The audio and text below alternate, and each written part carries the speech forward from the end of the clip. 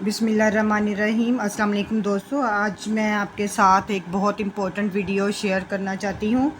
आप में से बहुत से दोस्त ऐसे हैं जो ट्रैवल का बहुत शौक़ रखते हैं या यूके जाना उनका ख्वाब होता है, लेकिन ऐसा होता है कि जब वो वीज़ा अप्लाई करते हैं तो या तो उनका वीज़ा रिफ्यूज़ हो जाता है या फिर ये होता है कि उनको एजेंट्स को बहुत ज़्यादा हज़ारों में पैसे देना पड़ते हैं। तो क्योंकि दोस्तों मैं एक यूट्यूबर के साथ साथ वीज़ा कंसल्टेंट भी हूँ और उसमें मेरा काफ़ी सालों का एक्सपीरियंस है, तो आज मैं आपके साथ यूके विज़िट वीज़ा की क्या रिक्वायरमेंट्स हैं, क्या उसमें टिप्स हैं, कौन सी ऐसी बातें हैं जिनको आप जहन में रख के वीज़ा अप्लाई करेंगे तो आपका इंशाल्लाह वीज़ा रिफ्यूज़ नहीं होगा और उसके वीज़ा के चांसेस बहुत अच्छे हो जाएंगे। तो इसलिए आप वीडियो को पूरा देखें ताकि आपको सारी वो टिप्स और उन डॉक्यूमेंट्स का पता चल जाए जिनको आपने जहन में रख के किस तरह से अपनी फ़ाइल बनानी है ताकि आपके वीज़ा के जो चांसेस हैं वो ज़्यादा से ज़्यादा हो जाएं। तो चलिए वीडियो को स्टार्ट करते हैं। यूके विज़िट वीज़ा के लिए जो डॉक्यूमेंट्स चाहिए हैं उनमें सबसे पहली जो रिक्वायरमेंट है वो है आपका पासपोर्ट। आपके पासपोर्ट को 6 मंथ्स तक वैलिड होना चाहिए। अगर उसमें वो आपका पासपोर्ट यानी कैसा है कि वो 3 महीने के बाद एक्सपायर हो रहा है तो आपको क्या करना है कि अपना पासपोर्ट दोबारा से बनवा लेना है। और क्योंकि जो विज़िट वीज़ा होता है वो 6 मंथ के लिए वैलिड होता है तो इसलिए आपके पासपोर्ट में वो 6 मंथ तक के लिए वैलिड होना चाहिए। सेकंड जो चीज़ आपको ज़रूरी है सेकंड जो डॉक्यूमेंट रिक्वायर्ड है वो है आपका CNIC यानी कि आपका आईडी कार्ड। तीसरी चीज़ जिस पे कि सबसे ज़्यादा आपका वीज़ा डिपेंड करता है वो है आपकी बैंक स्टेटमेंट। अब इसमें 2 तरह की कैटेगरीज़ होती हैं, यानी कि या तो होता है कि आप सैलरीड पर्सन हैं और आप यूके विज़िट के लिए जाना चाहते हैं, घूमने जाना चाहते हैं, किसी फैमिली से मिलना के लिए जाना चाहते हैं, तो बैंक स्टेटमेंट आपकी तब भी लगेगी। अगर आप बिज़नेस पर्सन हैं बैंक स्टेटमेंट आपकी तब भी लगेगी। अब बैंक स्टेटमेंट जो है इसमें आपने बहुत ही चीज़ें जहन में रखनी है कि यूके एम्बेसी जो है वो बैंक स्टेटमेंट को सबसे ज़्यादा बॉदर करती है वीज़ा के लिए। अगर आप सैलरीड पर्सन हैं या बिज़नेस करते हैं, दोनों सूरतों में जो आपकी बैंक स्टेटमेंट है वो आपको 6 मंथ्स की जो है वो रिक्वायर्ड होती है। अब जो सैलरीड पर्सन है, अगर आप जॉब कर रहे हैं तो आपको अपने 6 मंथ की बैंक स्टेटमेंट लेनी है, साथ में आपको अपने जहाँ पे आप जॉब करते हैं वहाँ से आपको जॉब लेटर लेना है। अब जो जॉब लेटर है आपका उसमें आपने अपने एम्प्लॉय से ये लिखवाना है कि ये दिस एंड दैट जो भी बंदा है यहाँ पे ये इतने से इतने ड्यूरेशन में यहाँ पे इस डेजिग्नेशन में ये जॉब कर रहे हैं और ये फ़लाँ डेट से फ़लाँ डेट तक जो है वो यूके जाना चाहते हैं, जिसके लिए कि वो आपको उसकी परमिशन दे रहे हैं। ये कंपनी के जहाँ पे आप जॉब करते हैं उसके लेटर हेड पे ये वाला आपका जॉब लेटर जो है वो तैयार होगा। इसके साथ आपने अपनी 6 मंथ्स की जो सैलरी स्लिप्स हैं वो लगानी हैं। जॉब लेटर के साथ आप लगाएंगे अपनी सैलरी स्लिप्स प्रीवियस 6 मंथ्स की। ये आपने 6 मंथ्स की सैलरी स्लिप्स लगानी है जिसमें, और आपकी बैंक स्टेटमेंट जो है वो इसमें आपकी जो सैलरी है वो उसमें बैंक में आपके जाती नज़र आ रही हो कि जैसे हर मंथ के जो फर्स्ट डेट को जो आपकी सपोज़ कि आपकी जैसे सैलरी 40,000 रुपीज़ है तो आपका वो 40,000 रुपीज़ आपके बैंक में जो है वो फ़र्स्ट डेट को जाता नज़र आना चाहिए। बाकी आपने जो वीज़ा फॉर्म होता है उसमें आपने अपने जो मंथली एक्सपेंसेस होते हैं वो उसमें मेंशन करने होते हैं। तो अब ज़ाहिर है कि जो आप बैंक स्टेटमेंट में आप ये शो करें कि मेरे पास इतने अवेलेबल फ़ंड्स हैं कि मैं यूके में घूम सकता हूँ, वहाँ पे रह सकता हूँ, वहाँ पे अकोमोडेशन, वहाँ पे घूमना फिरना, खाना पीना, वो सारे एक्सपेंसेस आप जो हैं वो अपने सेविंग से बर्दाश्त कर सकते हैं। तो आपकी बैंक स्टेटमेंट ऐसी होनी चाहिए कि एक तो आपकी सैलरी उसमें जाती नज़र आ रही हो, सेकेंडली उसमें से आप जो अपना ख़र्चा विदड्रॉ कर रहे हैं, जो मंथली ख़र्चा निकाल रहे हैं, उसके बाद आपकी उस बैंक में सेविंग्स भी होनी चाहिए क्योंकि आपने उस सेविंग्स के ऊपर अपना वहाँ पे यूके में जो स्टे है वो सारा करना है। अब सवाल आता है कि बैंक स्टेटमेंट कितनी होनी चाहिए। तो बैंक स्टेटमेंट ऑब्वियसली जितना आप फाइनेंशियली साउंड होंगे वीज़ा के चांसेस उतने ही ज़्यादा होते हैं, यानी कि अप्रॉक्सीमेटली आप समझ लें कि आपकी 3 मिलियन तक की जो बैंक स्टेटमेंट होती है वो अनफ होती है। अब उसमें क्योंकि सपोज़ आपकी इतनी बैंक स्टेटमेंट नहीं है, कुछ कम है, तो आपको क्या करना है कि जो आपका वहाँ पे स्टे होता है, कि आपने कितने दिन के लिए वहाँ पे रहने जा रहे हैं, 1 वीक के लिए जा रहे हैं या कितने वीक्स के लिए वहाँ पे जा रहे हैं, तो आपको जितना वहाँ पे स्टे का सारा ख़र्चा है, आपकी बैंक स्टेटमेंट उस सारे ख़र्चे को कवर कर रही हो। आपके उसमें उससे एक्सपेंसेस ज़्यादा हों, यानी कि इतना ना हो कि आप ये शो करें कि जो आपकी सारी सेविंग्स है वो आपने अपने यूके के सारे घूमने फिरने में वहाँ पे स्टे पे लगा देनी है। कि आपने ये चीज़ भी ध्यान में रखनी है कि चूँकि पाउंड का रेट जो होता है वो डेली की बेस पे इंक्रीज़ हो जाता है, तो जितनी दिनों तक के लिए, जितने वीक्स के लिए, जो कि अप्रॉक्सीमेटली 15 वर्किंग डेज़ एम्बेसी लेती है डिसीजन लेने में, प्रोसेसिंग में, तो आपकी जो सारे डॉक्यूमेंट्स हैं, आपकी बैंक स्टेटमेंट, ये वो चीज़ें सारी एम्बेसी में जाती हैं। तो आपने ये ध्यान में रखना है कि अगर ड्यूरिंग आपके प्रोसेसिंग अगर पाउंड का रेट अप हो जाता है, तो आपकी बैंक स्टेटमेंट फिर भी उस आपके एक्सपेंसेस को कवर कर रही हो। ये ना हो कि पाउंड का रेट ज़्यादा होगा और आपकी जो बैंक स्टेटमेंट है, आपके जो अवेलेबल फ़ंड्स हैं वो कम हो जाएं। इसलिए बैंक स्टेटमेंट आपकी बहुत साउंड होनी चाहिए, बहुत स्ट्रॉन्ग होनी चाहिए। चीज़ जो बैंक स्टेटमेंट में यूके एम्बेसी बहुत ज़्यादा बॉदर करती है वो होती हैं आपकी बैंक स्टेटमेंट में ट्रांजैक्शंस, यानी कि जो आपके बैंक में पैसा आ रहा है या पैसा निकल रहा है। ये अभी मैं आपको सिर्फ सैलरीड पर्सन का बता रही हूँ, उसके बाद मैं आपको जो बिज़नेस करने वाले बंदे हैं उनका भी बताऊँगी कि उनको क्या क्या, उनको बैंक स्टेटमेंट किस तरह की ज़रूरत होती है। मेनली तो बैंक स्टेटमेंट दोनों की इस तरह से होनी चाहिए कि उसमें ट्रांजैक्शंस होनी चाहिए आपके बैंक में। बैंक स्टेटमेंट ऐसी हो कि उसमें जो है वो ट्रांजैक्शंस हो रही हों। और पॉइंट जो आपने बैंक स्टेटमेंट के लिए अपने माइंड में रखना है वो है ट्रांजैक्शंस, यानी कि आपकी बैंक स्टेटमेंट में ट्रांजैक्शंस भी होनी चाहिए। उसमें पैसा आ रहा हो, पैसा निकल रहा हो, बेशक आप सैलरीड पर्सन हैं, बेशक आप बिज़नेस रन करते हैं। आपने ये नहीं करना कि बैंक में 3 मिलियन 4 मिलियन आपने बैंक में रखवा दिए हैं कि जी मैंने वीज़ा अप्लाई करना है, वो 6 मंथ से पड़े हुए हैं, आपने बाद में बैंक स्टेटमेंट का प्रिंट निकाला और वीज़ा अप्लाई कर दिया। इस तरह से यूके एम्बेसी कभी भी वीज़ा नहीं देती, क्योंकि उन्हें पता है कि मे बी आपने ये पैसे किसी से पकड़ के बिज़नेस सिर्फ वीज़ा के लिए आपने बैंक में रखवाए हैं और उसमें कोई आपकी ट्रांजैक्शंस नहीं हो रही, कोई इन आउट पैसा नहीं हो रहा, तो एम्बेसी कभी भी ऐसी बैंक स्टेटमेंट पे वीज़ा नहीं देती। इसके साथ साथ सपोज़ आपकी बैंक स्टेटमेंट में ऑलरेडी ट्रांजैक्शंस चल रही हैं, लेकिन ये है कि आपका बैलेंस लो है, अप्रॉक्सीमेटली कुछ 7 लाख है, 8 लाख है, 10 लाख चल रहा है, लेकिन आप कहते हैं कि नहीं जी वीज़ा क्योंकि एक अच्छी बैंक स्टेटमेंट होगी तो मेरा लगेगा, तो आप क्या करते हैं कि एंड में आप सपोज़ एकदम से उसमें 2.5 मिलियन जो है वो डिपॉज़िट करवा देते हैं और अमाउंट जो है वो आप एंड पे इकट्ठी अपने बैंक में रखवा देते हैं। उससे क्या होगा कि आपका उससे नेगेटिव इम्प्रेशन पड़ेगा। इससे ये होगा कि एम्बेसी ये समझेगी कि आपने ये जो एंड की ट्रांजैक्शंस की है वो आपने जस्ट वीज़ा पर्पज़ के लिए पैसे रखवाए हैं, तो उस पर कभी भी एम्बेसी जो है वो वीज़ा नहीं देती और उसका नेगेटिव इम्प्रेशन पड़ता है। और वो कभी भी इस पे वो बजाय कि आपका वो पैसा जो है वो वीज़ा के चांसेस बढ़ाए, वो आप पे नेगेटिव इफ़ेक्ट पड़ेगा एम्बेसी की। तो मैंने आपको टिप्स बता दी हैं या रिक्वायरमेंट्स बता दी हैं कि उसमें किस तरह की बैंक स्टेटमेंट जो है वो आपको रिक्वायर्ड होती है। आप बिज़नेस रन करते हैं और अपनी 6 मंथ की बैंक स्टेटमेंट लगा देते हैं कि मैं फ़लाँ कंपनी जो है वो मैं रन कर रहा हूँ और ये मेरा बिज़नेस का बैंक अकाउंट है, ये उसकी 6 मंथ की बैंक स्टेटमेंट है, और आप उस पर वीज़ा अगर अप्लाई कर देंगे तो आपका वीज़ा रिफ्यूज़ हो जाएगा, क्योंकि बिज़नेस की बैंक स्टेटमेंट पे एम्बेसी वीज़ा नहीं देगी। वो किस लिए नहीं देगी? क्योंकि जो बिज़नेस का अकाउंट होता है वो बिज़नेस पर्पज़ के लिए होता है। इट मींस कि आपका तो ये बिज़नेस का अकाउंट है, उससे आपने अपना बिज़नेस रन करना है, बिज़नेस की ट्रांजैक्शंस करनी है, बिज़नेस पे इन्वेस्ट करना है। वो आपकी सेविंग्स नहीं है कि आप उस पर घूम फिर सैर सपाटा नहीं कर सकते, तो इसलिए बिज़नेस की बैंक स्टेटमेंट पे वीज़ा नहीं लगेगा। आपने बिज़नेस की बैंक स्टेटमेंट तब लगाएंगे कि साथ में आपकी जो मैंडेटरी है, यानी कि जो कंपलसरी है, वो होगी आपकी पर्सनल बैंक स्टेटमेंट। बग़ैर पर्सनल बैंक स्टेटमेंट के एम्बेसी कभी भी वीज़ा नहीं देगी, अगर आप बिज़नेस की बैंक स्टेटमेंट चाहे करोड़ों की भी लगा दें। साथ में आपकी पर्सनल बैंक स्टेटमेंट लाजमन होनी चाहिए, क्योंकि वो आपकी सेविंग्स हैं।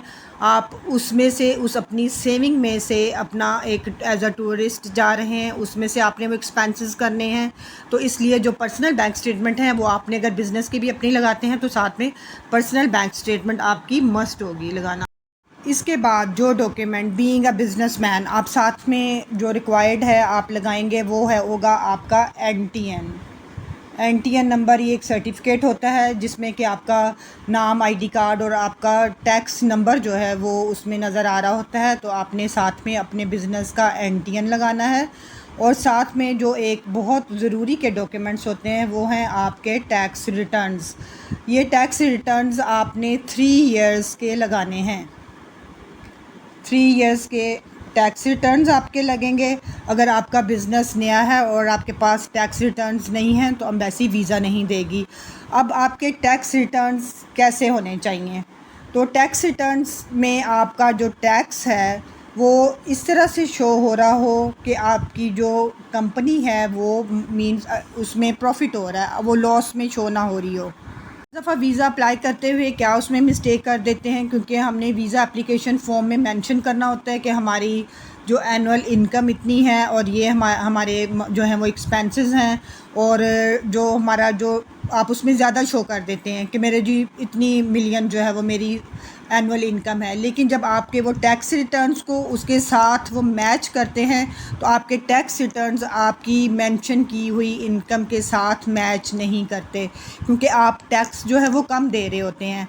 तो उससे क्या होता है कि एम्बेसी वीज़ा नहीं देगी कि आपकी तो जो कंपनी है वो तो लॉस में जा रही है, तो आप कैसे उसमें से इतनी सेविंग कर सकते हो? आपने किस तरह से इतना उसमें अपना जो एनुअल इनकम है इतनी ज़्यादा शो कर दी, तो आपके टैक्स रिटर्न्स जो हैं वो आपकी इनकम के साथ मैच कर रहे हों। तो एक एनटीएन के बाद आपने 3 इयर्स के अपने बिज़नेस के टैक्स रिटर्न्स लगाने हैं। एक और डॉक्यूमेंट्स जो कि बहुत ज़्यादा ज़रूरी नहीं होता, क्योंकि बाज़ दफ़ा ये होता है कि जो एजेंट्स होते हैं या आप खुद से वीज़ा अप्लाई करते हैं तो आप क्या करते हो कि वेबसाइट से मोटे मोटे जो रिक्वायरमेंट्स होती है वो देखते हैं, बैंक स्टेटमेंट लगाई, पासपोर्ट लगाया, सीएनआईसी लगाया, साथ में 2-4 बिज़नेस के डॉक्यूमेंट्स लगाए और वीज़ा अप्लाई कर देते हैं। उससे क्या होता है कि एम्बेसी वीज़ा के जो चांसेस हैं वो आपके थोड़े कम हो जाते हैं।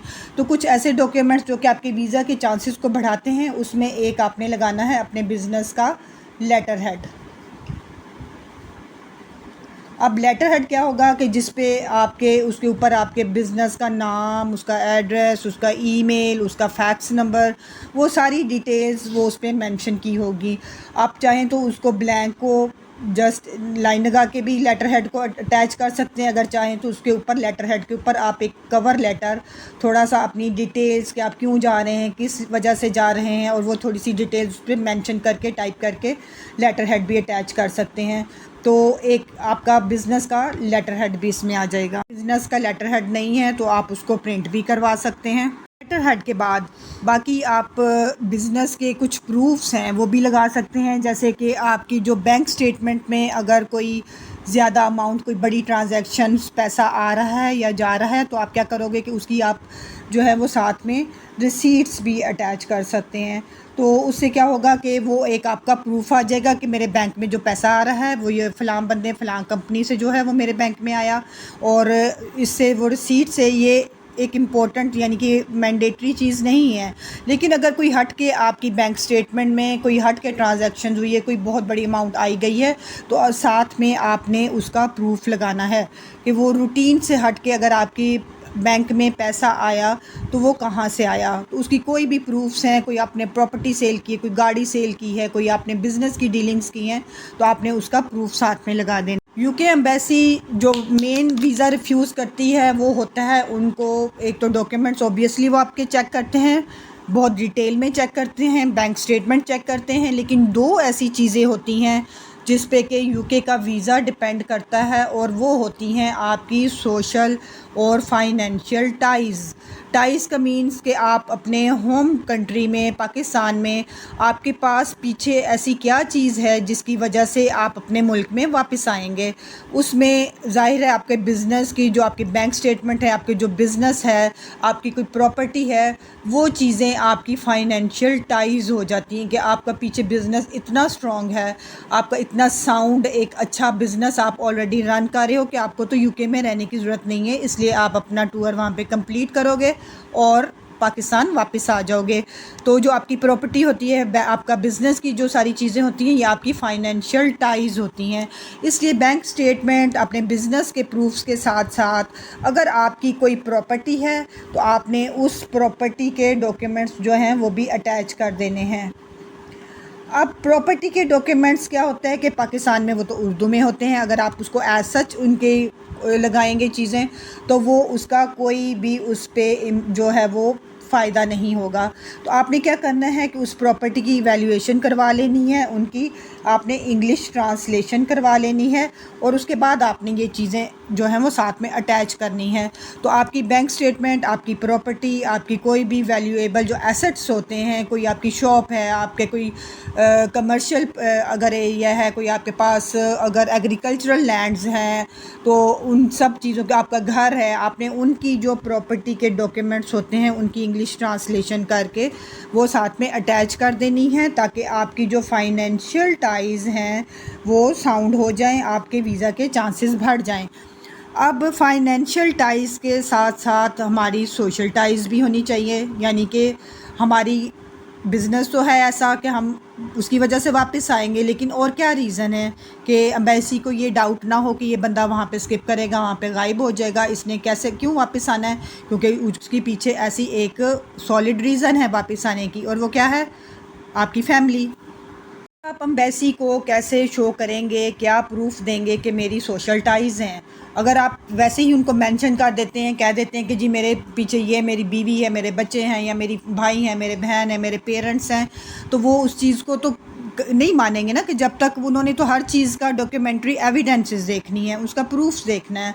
तो आपने सोशल टाइज़ को प्रूफ करने के लिए कि मेरी पीछे फैमिली है जिसकी वजह से मैं वापस आऊँगा, उसके लिए आपने लगानी है FRC। FRC means family registration certificate, जो कि आप नादरा से ले सकते हैं। ये आपने नादरा के ऑफ़िस में जाना है, वहाँ उनसे रिक्वेस्ट करनी है, वो उसके चार्जेस लेते हैं और आपकी जो फैमिली रजिस्ट्रेशन सर्टिफिकेट है FRC आपको वो दे देते हैं।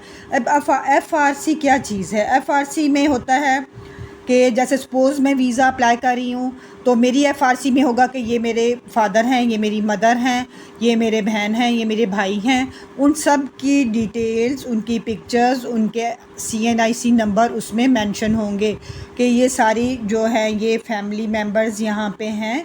तो इसलिए इनकी ये मेरी सोशल टाइज़ जो है वो पाकिस्तान में हैं, जिसकी वजह से मैं UK से वापस आ जाऊँगी पाकिस्तान।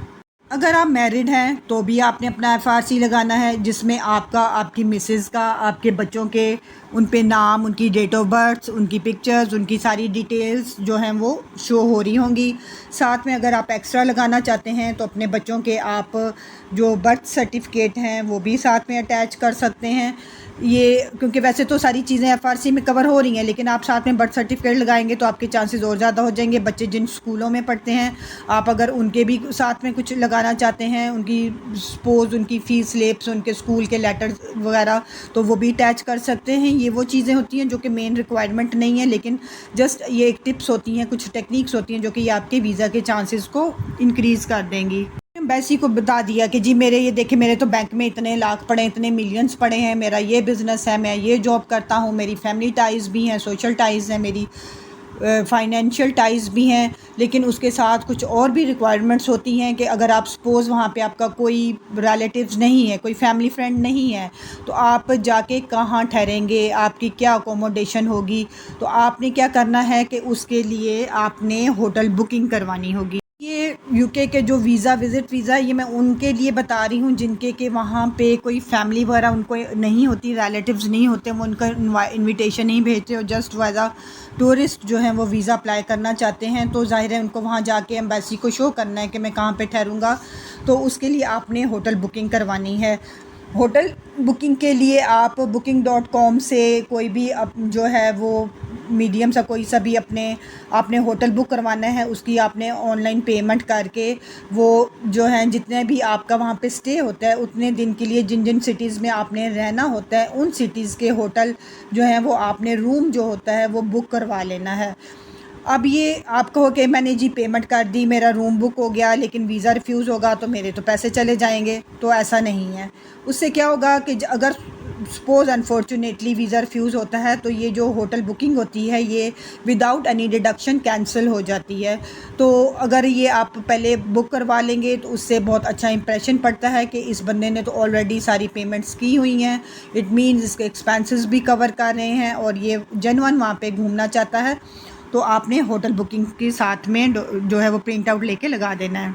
चीज़ एक और डॉक्यूमेंट जो कि आपने साथ में लगाना है वो होगी आपकी आइटिनरी, यानी कि आपका ट्रैवल प्लान के मैंने जो है यूके जाना है आपका और फिर वहाँ से वापस आ जाना है। उसके लिए आप क्या करेंगे कि किसी भी आप ट्रैवल कंपनी से जो है वो किसी भी एयरलाइन का जो टिकट होती है फ्री वाली बुकिंग होती है वो आपने एक राउंड ट्रिप का जो बुकिंग है वो अपनी उन स्पोज्ड डेट्स पे, जबकि आपने जो ट्रैवल का अपना प्लान शो किया है अपने वीज़ा एप्लीकेशन में, आपने उन डेट्स पे वो बुकिंग करवा लेनी है। यानी कि सपोज़ कि आप कहते हो कि मैं जो है वो 5 अगस्त को जो है मैंने यूके जाना है, तो और वहाँ पे आप कह दो कि मैंने जो है वो 14 अगस्त तक वहाँ पे स्टे करना है। तो आप क्या करोगे कि 5 अगस्त की आपने यहाँ से यूके से जो पाकिस्तान से जाने वाली वो टिकट बुक करवा लेनी है और फिर 14 से वहाँ से वापस पाकिस्तान आने वाली जो फ्री की बुकिंग है वो आपने करवा लेनी है। तो साथ में आपने ये आइटिनरी जो है वो अपनी वो भी अटैच कर देना है, उसका प्रिंट आउट। डॉक्यूमेंट्स मैंने आपको बताए हैं, बैंक स्टेटमेंट हो गई, आपके सैलरी स्लिप्स हैं, बिज़नेस के डॉक्यूमेंट्स हैं, आइटिनरी है, आपकी होटल बुकिंग है। ये तो मेन आपके डॉक्यूमेंट्स हैं। कुछ ऐसे डॉक्यूमेंट्स होते हैं जो कि बहुत रिक्वायर्ड नहीं होते, लेकिन अगर हम उनको साथ अटैच कर देते हैं तो वो हमारे वीज़ा के चांसेस को बहुत स्ट्रॉन्ग कर देते हैं, क्योंकि हम जेन्युइन टूरिस्ट उसमें शो हो रहे होते हैं। उसमें एक चीज़ आ जाती है साइट सीइंग टिकट्स, क्योंकि आप ज़ाहिर है वहाँ पे एज अ ट्रैवलर एक एज अ टूरिस्ट जा रहे हैं, घूमने के लिए जा रहे हैं। तो आप क्या करोगे कि अपनी उन डेट्स पे, जिन डेट्स पे आपने अपना ट्रैवल जो है वो प्लान किया हुआ है, एम्बेसी को शो किया हुआ है, आप उन डेट्स पे वहाँ की जो है जैसे लंदन आई हो गया, उनकी बस हो गई ट्रैवल जो टूरिस्ट की होती है, आप ऐसी 2-4 चीज़ों की जो है वो बुकिंग करवा लेंगे। ये भी जो होती है वो अगर अनफॉर्चुनेटली वीज़ा नहीं लगता तो वो भी कैंसिल हो जाती है।